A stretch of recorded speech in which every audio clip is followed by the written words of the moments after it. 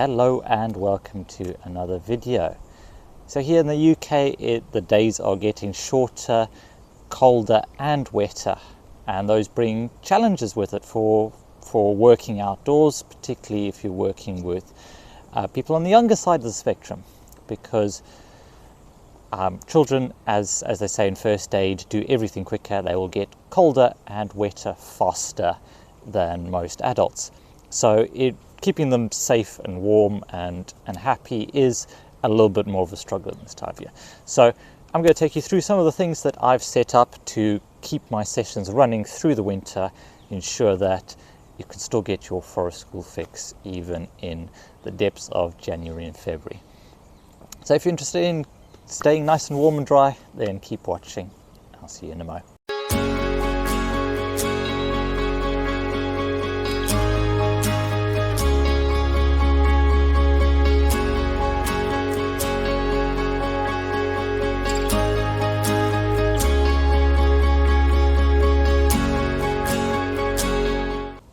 As anyone who has done any sort of camping before knows, conduction of heat is one of the major ways we lose heat.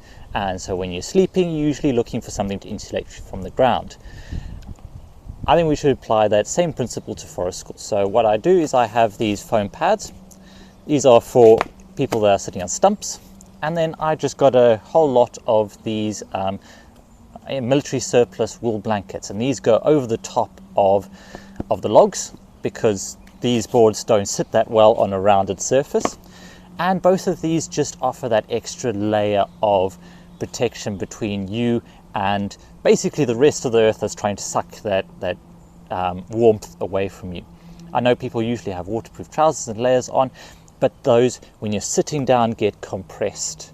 It's why you don't have as much insulation underneath a sleeping bag.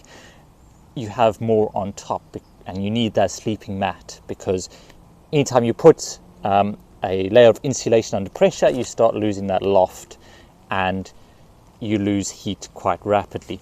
So getting some insulation underneath you makes it much more comfortable. We're not sitting on damp logs and getting all of that pushed through the waterproofs and starting to make us damp and cold. So first tip is get some insulation underneath the people. My second tip is nothing new to the world of being outdoors. Having a fire. Having a fire is a great way to keep warm, and it's the way we've been keeping warm for millennia. So having a fire really adds atmosphere. You can get hot water going on it, so you have a constant supply of hot drinks, which helps massively. So extra bonus tip there. But getting some form of heat. So I quite like these solo stoves if I'm not going to be cooking anything or need fine control of the heat. If the most I'm ever going to do is marshmallows or stuff, which I do very rarely these days, these solo stoves are fantastic because they're relatively smokeless. They'll smoke a little bit until you get them going. Once they're going properly, then all you've got is heat without smoke. So I'm hoping to do a full review on these four, and one of the things I will say is that they don't kick out very much heat sideways. This stays relatively cool, but it's just enough in a shelter to raise the ambient temperature, to give some way for people to dry off. If they've been out in the rain, you might be able to hear the raindrops on the top at the moment.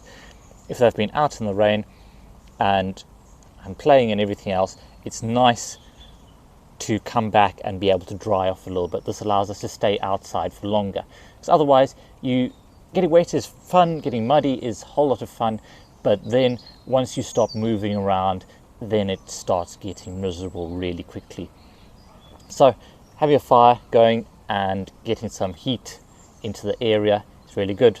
Smokeless fire pits are fantastic for that purpose. Now, I understand that for a lot of leaders it is impractical to have a fire every session. For one thing, you have to be able to spare someone to watch it all the time and keep an eye on it, and then you've got costs of firewood and everything else. So another tip is hand warmers. These reusable gel hand warmers are brilliant little morale boosters. They're just something you can crack the little metal piece in there. These will heat up and can sit in a pocket, can be tucked inside a shoe, can be can be held in your hands.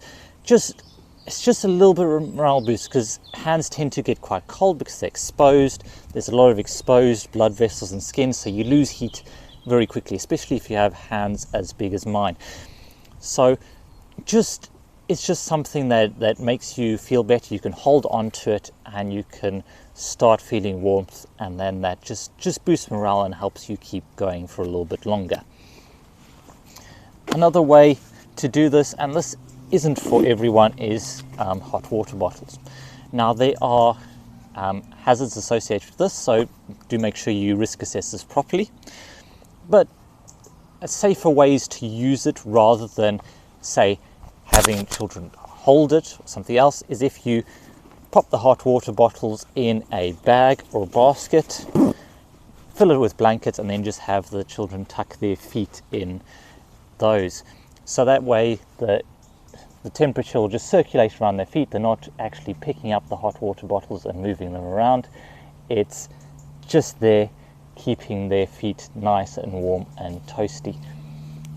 Of course, you can also get wearable hot water bottles of those. That would be really interesting to try out, but you just need to be really sure that the hot water bottles you have are good quality, and they are the rubber isn't getting fatigued or anything else, because spills with lots of scalding hot water is not a good way to go. But something like this idea I got from Wildly Curious. It's just nice to be able to tuck some hands in, tuck some feet in, just get warmed up, get some warm blood circulating through the extremities.